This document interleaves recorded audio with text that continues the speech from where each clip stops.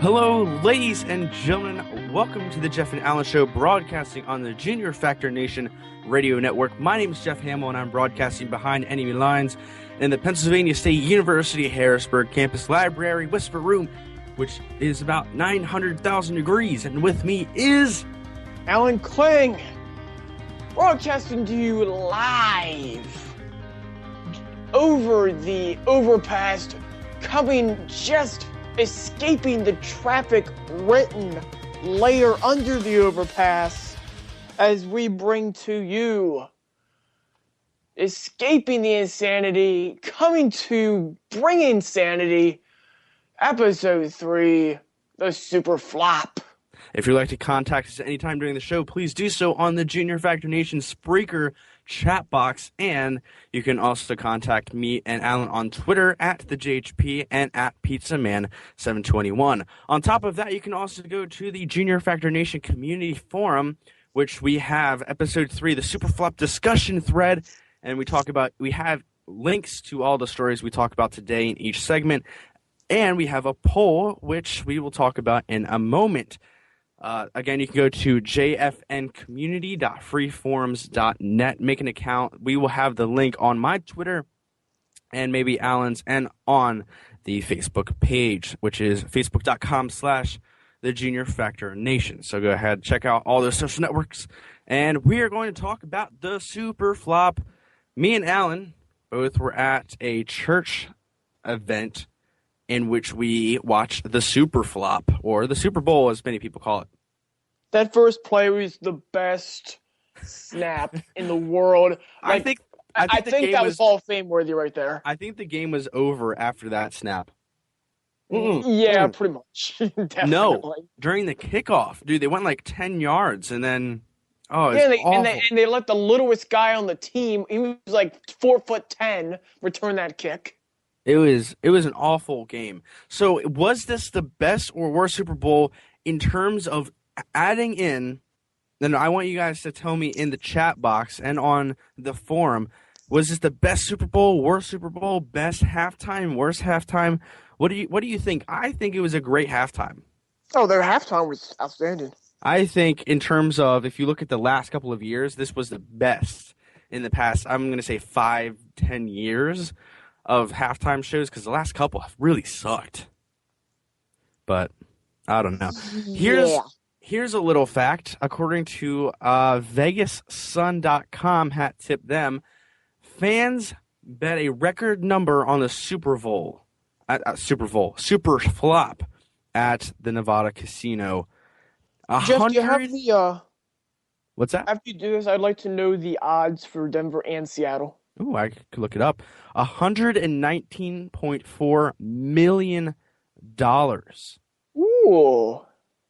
The Denver Broncos started out as a 2.5-point favorite, but Seattle won 43-8. So that was the final score of the game, by the way, 43-8. And the last record was in 2005, which was 15.4 million. This was 119 million. So much betting. So many people lost. Oh my gosh. Win percentage. So basically, Denver was a big chalk. Win percentage was 16%, which is actually the second highest. So. Wow. Yeah, second highest percentage of wins.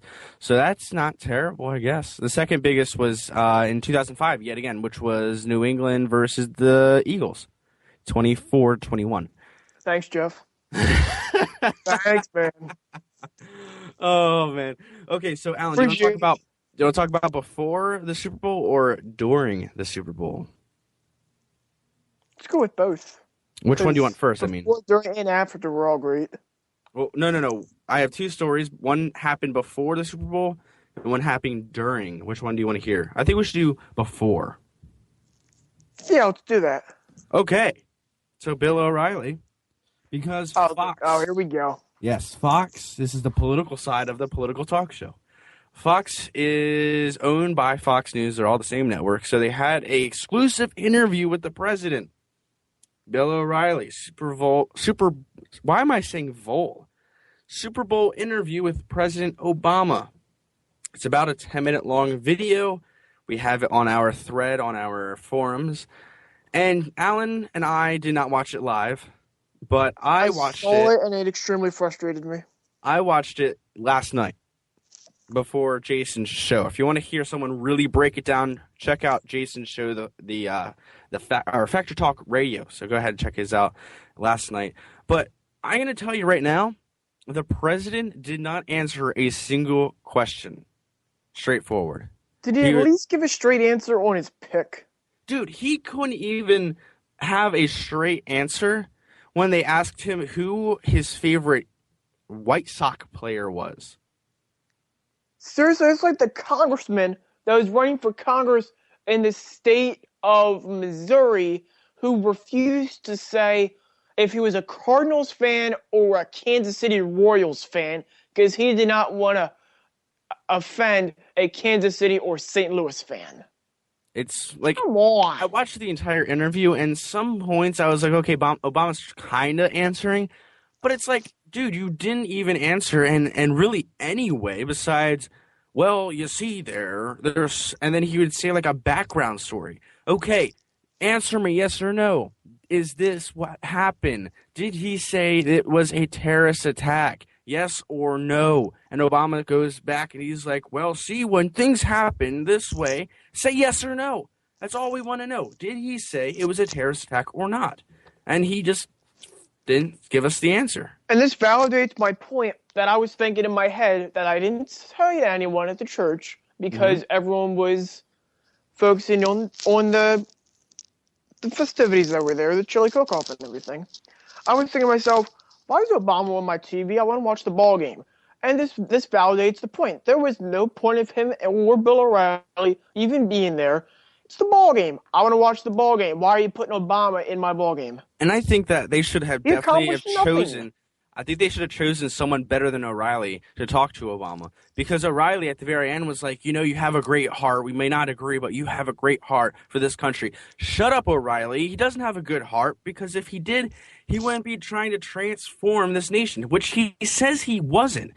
O'Reilly asked, hey, why do you think we have to transform this nation? He said, oh, I don't, which is complete bullcrap because he said that years ago when he was running for his 2008 election. He said, we need to transform this nation.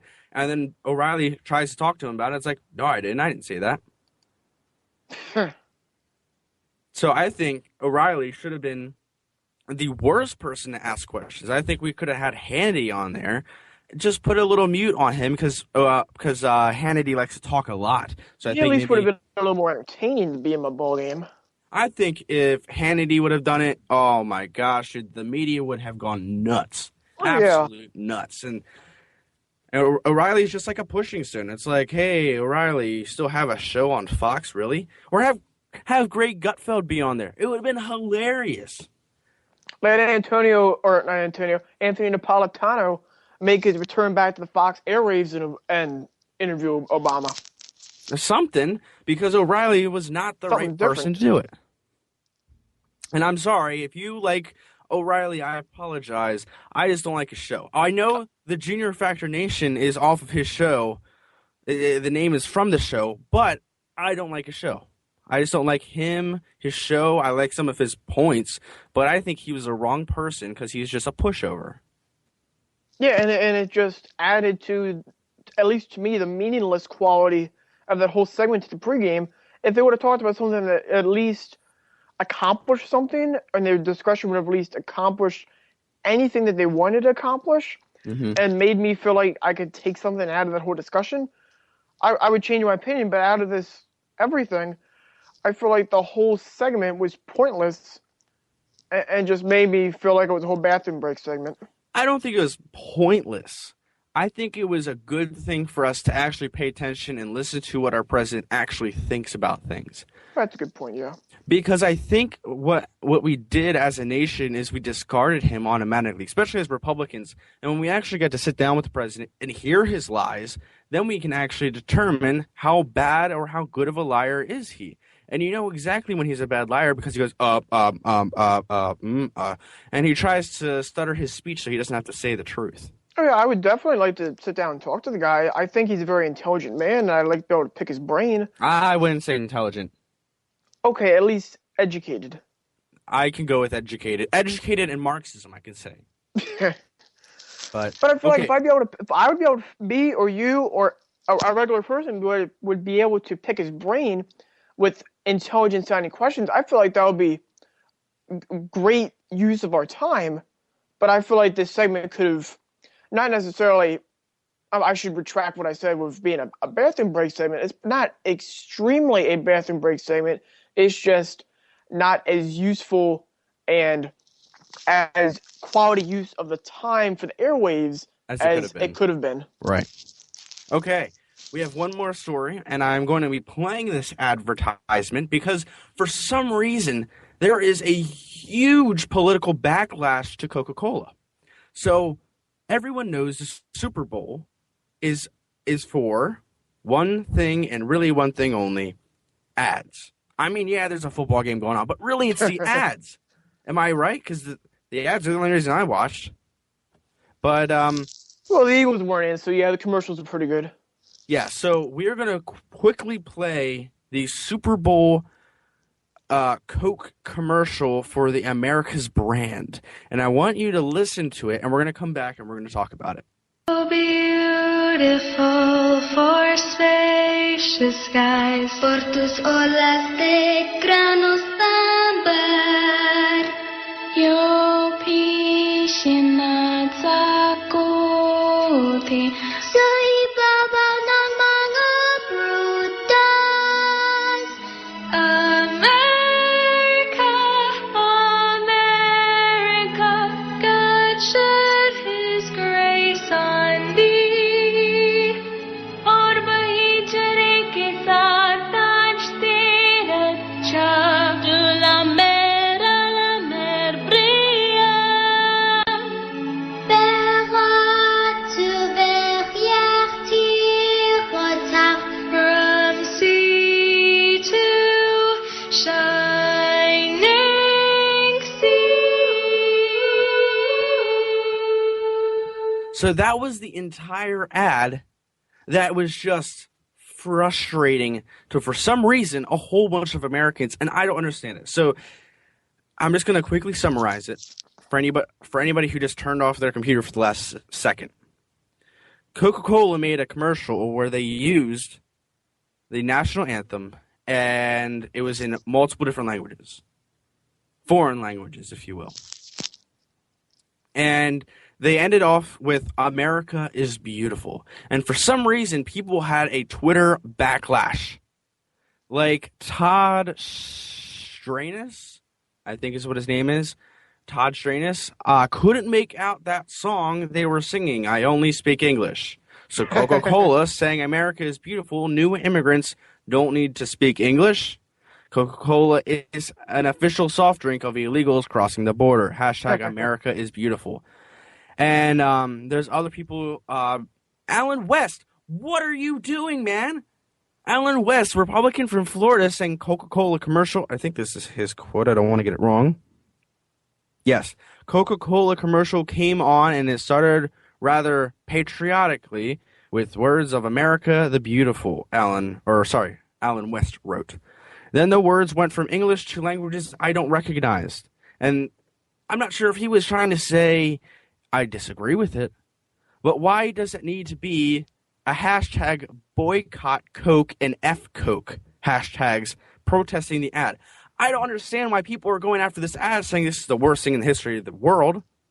I don't think it was the best commercial. I think there were definitely commercials that were better. But here's what I have a key takeaway. And I want to read this tweet. I'm pulling up my Twitter right now. Our friend James and Jake were debating about the commercial with me on my Twitter at the JHP. And I said, am I really the only conservative that it is not up in arms about the America is Beautiful Coke commercial? And the one guy said, it kind of ticks me off. And this is what I got away from it. It doesn't, I also don't see why people are mad. It describes America to a T. No matter what culture you're in, America is beautiful. And isn't that the point of the ad? I mean, I don't understand why people are so up in arms. I can't believe they used another language. I can't believe they disgraced this great song about this great nation. And I personally think that it didn't destroy the song. I think that personally it rewarded the fact that America is so great. I think that they did a great job. I don't think, again, it was a great commercial. I think it was an okay commercial, but not great. Alan, did you watch the commercial? I watched the commercial, and I feel like I can't speak for the CEO, COO, or chairman, or marketing head of Coke, but I feel like the commercial made sense, not from the perspective of the American that speaks English, but the perspective of the businessman of Coke, because they are a multinational, universally known, worldwide beverage drinking enterprise that is trying to appeal to every single person across the globe. And since the Super Bowl is the most widely watched sporting event in America, it's broadcast in Mexico, in Canada, in Europe, on the American Armed Forces Network, and in most, if not every continent in the world. Coke is trying to appeal to every demographic, every geographical, hold on one second. and ethnicity-wise. I don't think that was the reason for the commercial. I don't know. Alan was dropped from the call, and I'm not sure when he dropped. But practically what it was saying is America is beautiful. We are an American company. We are America's company. And it was showing that America is not just an English-speaking country, and people are up in arms about it for some reason. Well, I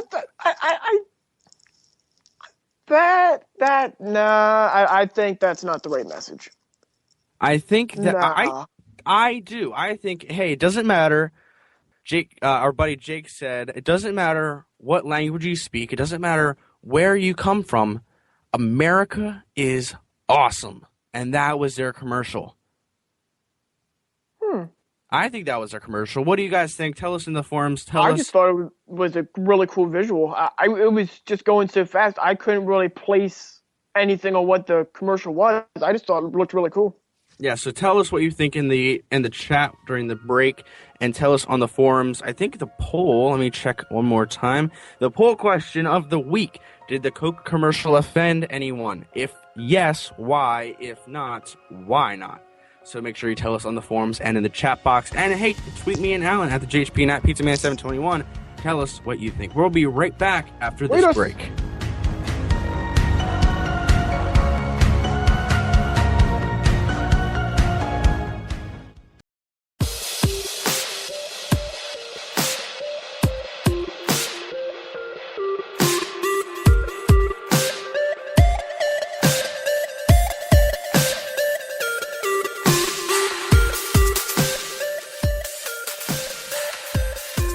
Guys, coming home from today, it was just a normal day.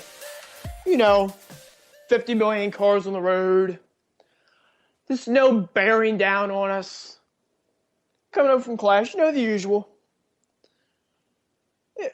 Was it actually you don't snowing? Want that nice sunny day. No. All these people, it's just a little sprinkle of snow, and here they come. Here comes the people. We want bread and milk. Bread and milk for us.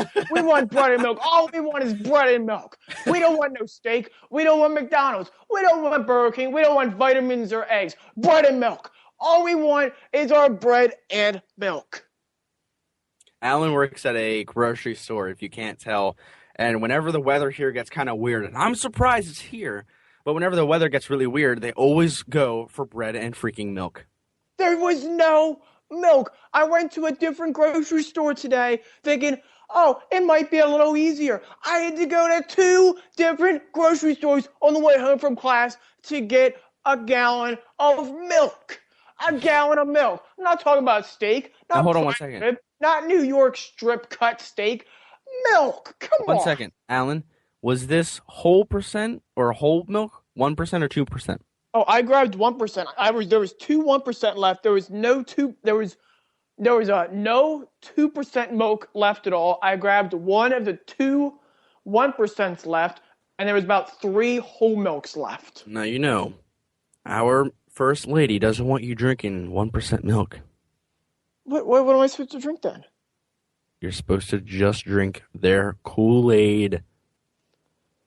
But that gives me a tummy ache. it gives I gotta my have brain... I gotta have the high C orange. It's so good. Gotta have orange high C. Okay, so if you're unaware, we have been here in the Northeast. We've been slammed this summer, and we're going to get slammed yet again.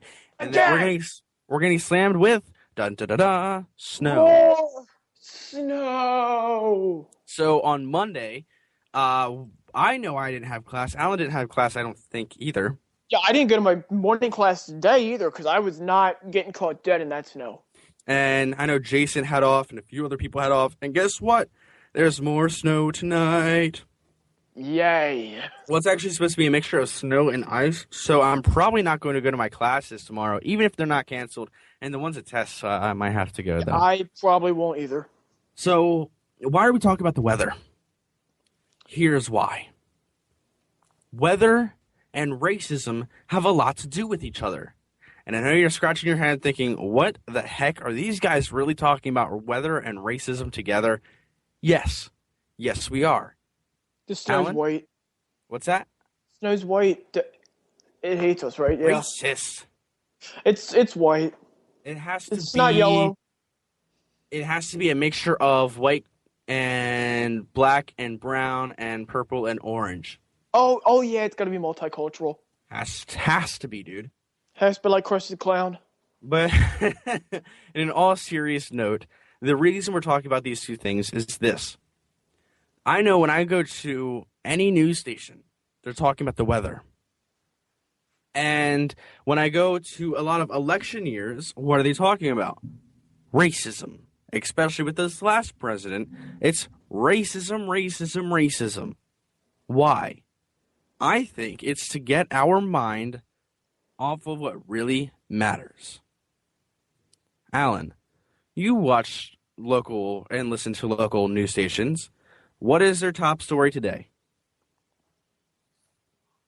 Snow, snow, and more snow. And it's definitely an important issue. I'm not debating if it's an important issue. Did I mention snow? I'm just saying there's so many other topics we should talk about. Yes, it's important to every once in a while say, hey, what's PennDOT doing? Hey, what are these people doing? Hey, is this school open or closed? Hey, blah, blah, blah, blah. Am I gonna kill myself walking to my class? Because I personally don't really want to die. I would rather have God choose when I die, not dummy the school bus driver that forgot to hit his brakes a little earlier. It's pretty crazy. So Alan was on his way home from class today. It took me 20 minutes to go from my class to the highway to the first exit on the highway. It only takes me 15 minutes to get home. It took me almost 2 hours. Come on. And we're in southern Pennsylvania. We're normally used to this kind of weather. This country. We're used to this weather. And people are going nuts all over this freaking place. There was a wreck with a fire. Really? And how? How do you pay attention to the road? Pay attention to the road, people. Come on. And I mean, we're really cutting through this topic real quick, but I just have one huge thing to say. If weather and racism is brought up, 1 second.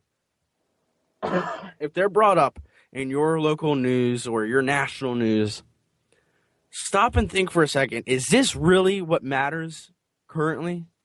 I can think of Benghazi and pretty much all of Israel and Syria and all the Middle East and gas prices and freaking our personal freedom being brought out from underneath us. And what are they deciding to talk about? They're talking about the snow, which is important, and racism, which is not important. No one in their right mind anymore is racist. We've gone past that. But why are they talking about racism? Simply because they have nothing else to talk about except for racism or weather. And Jeff, I got an idea. Shoot. Next time a radio station, a news outlet, or the commercial that happens to just get your gears moving and grind them all up. You could do the same as if Monday Night Raw is putting on a wrestler that you just don't care for and just bores you to tears.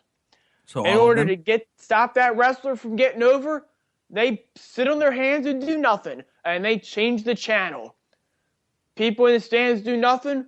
People at home can change the channel. Ratings will go down. They go off the air. It's same for radio, commercials, and TV news channels. But here's the thing. All you got to do, change the channel. They'll change stuff up. They might do a little bit different. Just 1 second, Eventually, they'll figure out they need to figure out and stop doing what they're doing. Yeah, but MSNBC already has 5 viewers. Well, that fifth guy, snap that button, chop it to 4. Oh, maybe we should change what we're doing. But they have a lot of money. They don't want to change what they're doing because they have an agenda. That's why it won't work. Maybe for a radio station, but not for TV. Definitely not for TV. Well, if a particular say SpongeBob, if SpongeBob gets low enough viewership, Nickelodeon will trash SpongeBob. I understand what you're saying, but in terms of ratings, Fox News is already killing it. MSNBC, they're the lowest watched that I know of news station, and they're still in business. Oh yeah. And CNN is much better. I mean, they have freaking Piers Morgan. What the heck does Piers Morgan? I know this is a side tangent, but what the heck is he doing on an American news station? Go back to the BBC, dude. Seriously. Personally, I think RT does a decent job. Well, I don't know what channel they are. That's why I find it online a lot of times. I do too. I've never watched a full episode, but I do know that some people really do the news well. And that's what I want to say. When you're watching the news, when you're doing online research, choose someone like the Junior Factor Nation or someone who actually does what matters. Don't choose MSNBC every time to talk about your favorite story because it's so hip or whatever. Do something that actually really, really matters. Don't pay attention to the little things like racism and the weather. Imagine the big picture. So that's all I have to say. Alan, do you have another rant to go on, or are you good? I have a public service announcement. Okay, shoot. To the drivers and cash-paying customers of America. Or credit card. Or credit card, or money order, or marriage license, whatever you prefer. When it comes to time to buy your bread and milk, please buy your bread and milk when it's nice and sunny outside, and not just when everyone else on planet Earth and Mars and Saturn and Jupiter and the people living on the sun decide to go to the grocery store. Please, for the sanity of all of us, please get your stuff before it decides to snow. Don't all go out and get milk and eggs on the same day. Or, you know what? If you do it the same that everyone else does, you won't have any milk or eggs. Your eggs and milk are better suited for you to get when you actually need it, not just because of the snow. They call it stocking up. That's just why you stock up. For when bad weather hits, you don't have to worry about going outside. You can be inside with your hot chocolate, your dog or cat, your husband or wife, brother, sister, stuffed animal, cousin, niece, nephew, We get it. grandma, grandpa, random guy from the church, only random guy from the mission, all you guys, oh, and both their wives. They can bring them over too. You don't have to keep them at home. Bring everyone's family. Get all 1,000 of you in a big giant room, huddle up, watch the ball game, listen to the news, tune into us, and stay out of the cold. Keep the bread and the milk for the other idiots that decide to get it at the same time. And don't get yourself stuck in trying to be able to get food when everyone else gets their food, or there won't be anything left. It'll be like the DirecTV commercial when your dad gets bopped in the stomach over a piece of cheese or a can of soup. A can of soup. All right. You've heard it here first. Be safe. Be happy. And be yourself. And everything will be great. Everything will be great, especially with the upcoming Everything will winter work season. out in the end. With all this global warming coming through, make sure you get your bread and milk early so you're not the idiots running out there trying to get your bread and milk on the day it snows. Well, that is all the time we have for right now. We will be right back in a segment, or for the next segment. But Wait, Alan? Jeff, hold on. Yeah? I gotta go. I gotta get going. What? All right. So I guess- I'll be back eventually. One of these days. I guess we will be doing this last segment just mano a mano, me and you, the listeners, and we're going to talk. We're going to talk about bullying and how stupid the world may seem. But I have one thing to say, Alan. Yeah. Alan. Okay. Yeah. Sometimes we like to have special guests on our show for things that have particularly good opinions on certain topics. If you think you have an opinion on a certain topic, make sure you contact us on Facebook. Send a message to the Junior Factor Nation and say, "Hey, Jeff and Alan," and then type your message out, and we will give you our Skype information, and you can definitely be on with us sometime in the future. So hopefully that works out. Also, check out all the other shows on the Junior Factor Nation. Wink, wink, hint, hint. All right, Alan, I will catch you next week. Follow him on Twitter at PizzaMan721. I'll be right back for the last segment. Au revoir. See you guys.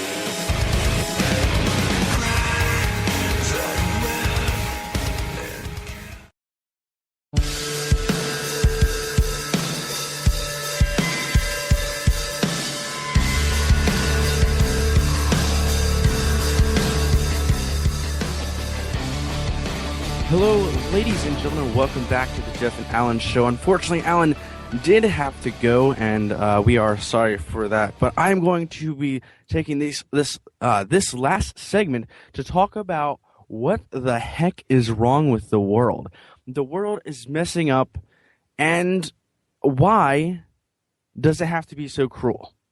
That's my question. And as I grow up and I determine the rights and the wrongs of this world, why does there have to be so much cruelty?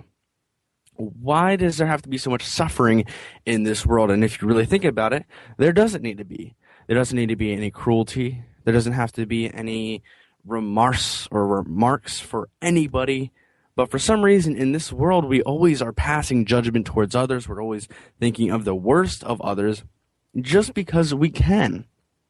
And there's no reason we can't. I'm not trying to say we shouldn't because we aren't allowed to, but what I'm going to say is that we shouldn't, out of obligation of being a better citizen towards someone, out of wanting the best for our fellow brothers and sisters. You know, if it's an actual bloodline or if it's just like a pretend situation that we're dealing with. But I don't think we should really pass judgment on others, as Christ has shown us to not do that. But unfortunately, we do. And it is always looked bad, especially upon the Christian community. Think about it. When you ask when you ask an atheist or an agnostic, what do Christians stand for? Currently, they'll say they're anti-LGBT, they're anti-this, they're anti-that. They're pro some guy in the sky telling them what they can and cannot do, when really it's why are we determined? Why are we judged upon what we do stand for and what we don't stand for? But why don't we start saying, hey, they're for helping the poor. Hey, they're for trying to give a lot of money to different cures and different things for all different people. Hey, they're also for, one second as I plug my computer into power, they're also for a lot of other great things, but we're focusing on the negative. And the reason is because there is so much negativity in this world. And if you disagree with me, you have not lived in this world. I'll give you an example. LGBT communities all over the world are being persecuted, and there is no real reason why. It's not because Christians disagree with them. It's not because different things like that. Let me tell you straightforward. The LGBT community in America is, for the most part, unless if you ask others, like if you would ask people from Israel, not Israel, Israel's, I don't think they're so radical, but if you go to like the Middle East, like Iran, Iraq, or now Russia, do you think the LGBT community is really being held captive here in America because we don't let them do one thing, and that's marriage? And I know it's a huge issue, I really do. But is it really the biggest issue? Is it really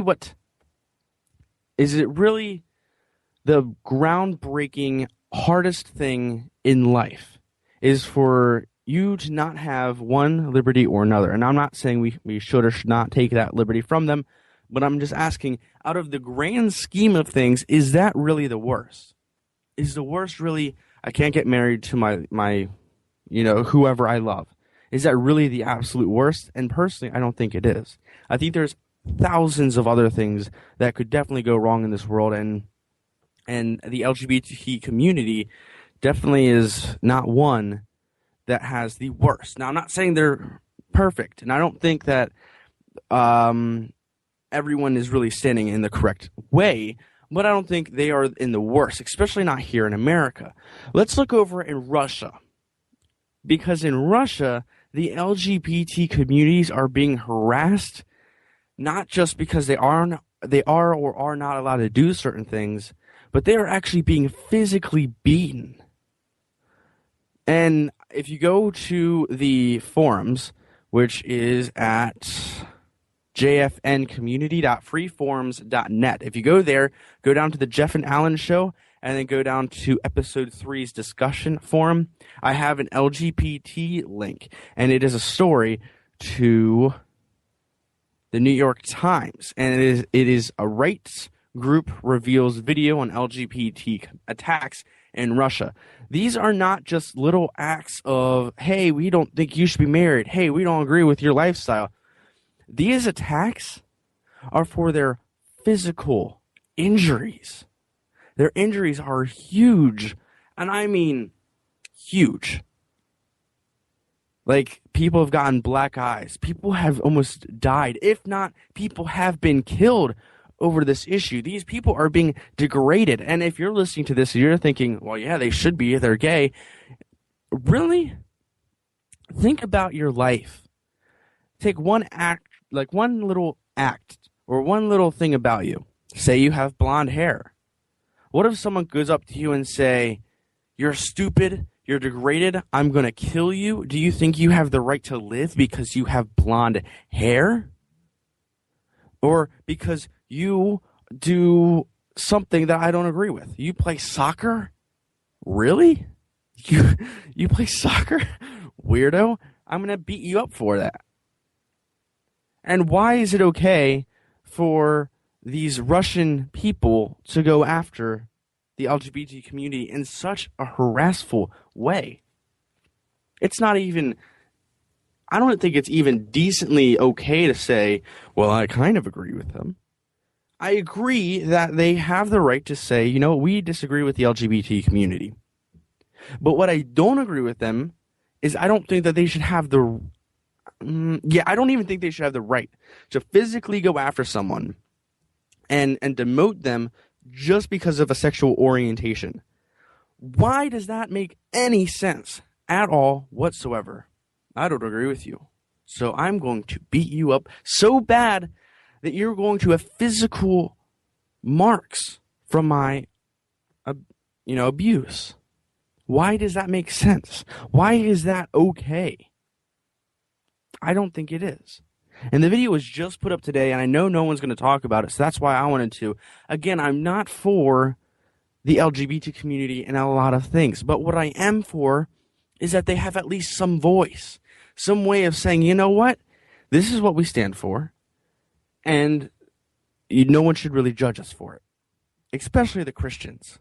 Christians, you that are listening to me right now, if you think that we have the right to judge these people, I have something else that you should really listen to. I don't think we should have the right to judge.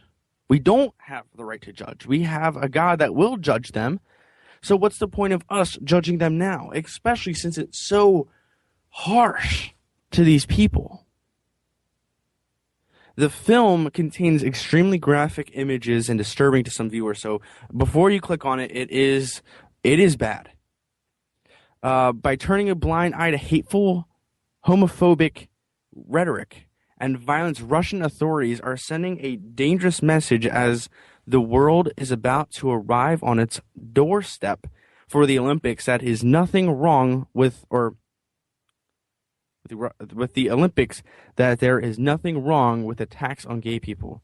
That is said by a Russian researcher at the Human Rights Watch. And I completely forgot. We are going to Russia in like a couple of days. I think it's like 2 or 3 days. And for them to be saying, you know what, you can't be here if you're gay, I'm okay with it.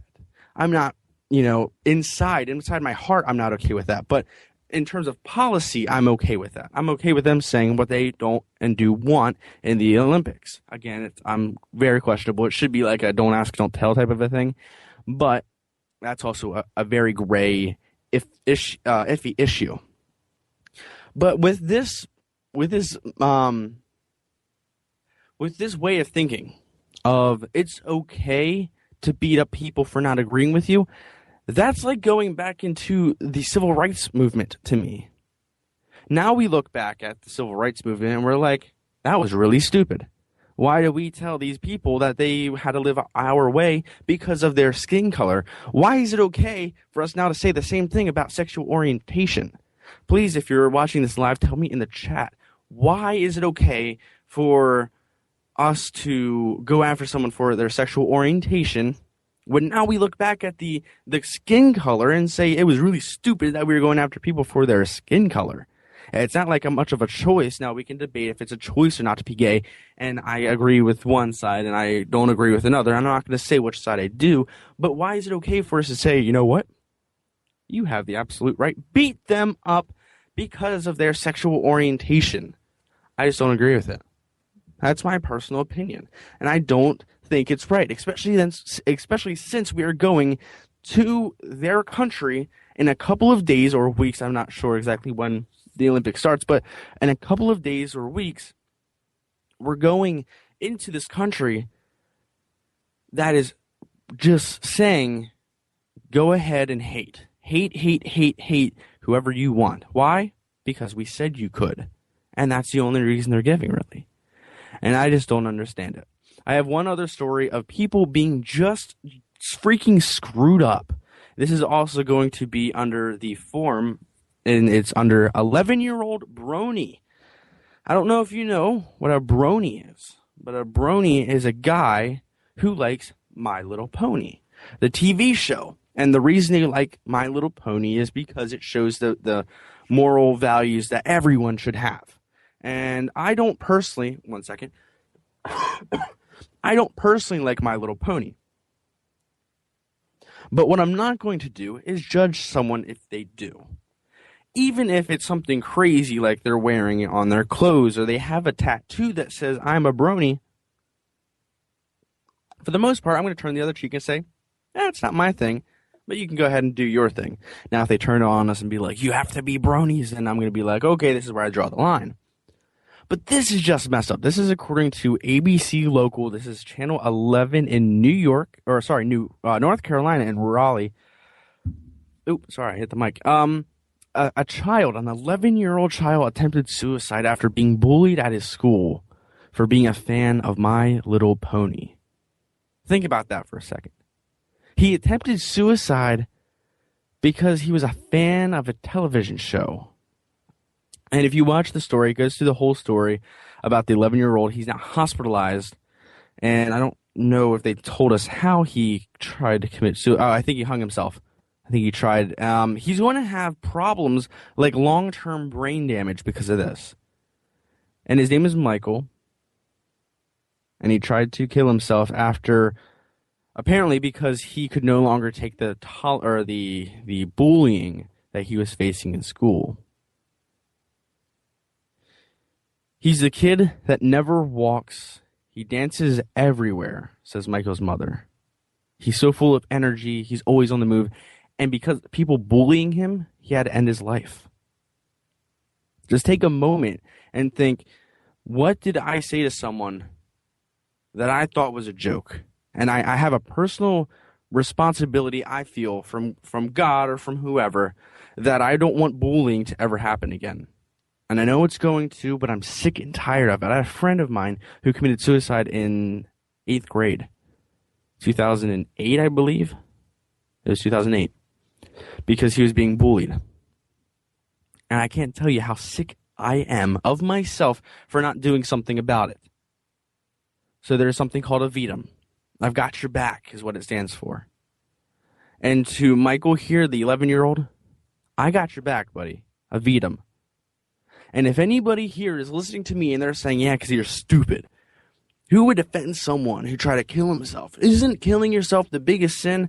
It doesn't matter of my religion. It matters on my moralism. Do you hear me? I think it would be much better for me to say, I got your back, Michael, because you try to kill yourself because of bullies, than, hey, Michael, screw you. I'm going to worry about myself. That's just what I think. What do you think? Tell me on the forum. Tell me in the chat, because I really want to know. What are your opinions on these things? Well, that is all the time we have for February 4th. It's Tuesday, February 4th, 2014. I am going to sign out for myself and Alan. Thank you all so much for watching or listening. If you have any other questions, please contact us on the Junior Factor Nation website, juniorfactornation.com. You can also talk to us on the forum or ask us a question on the Facebook group. One second as I find the actual URL for the Junior Factor. Okay, why isn't that popping up? The Junior Factor Nation. If you go to facebook.com/the Junior Factor Nation, that is the URL for our Facebook page. Ask us a question, comment, whatever, but definitely do it on the forum. I'd love to know what your opinion on things are. And just to remind you of our poll of the week, did the Coke commercial offend you? If yes, why? If not, well, why not? Why didn't it offend you? It offended a lot of people on Twitter, as we talked about earlier with Alan. I don't understand, but this is all the time I have. I'm actually going over, so I will talk to you guys next week. Until then, may God bless and may God save this great nation.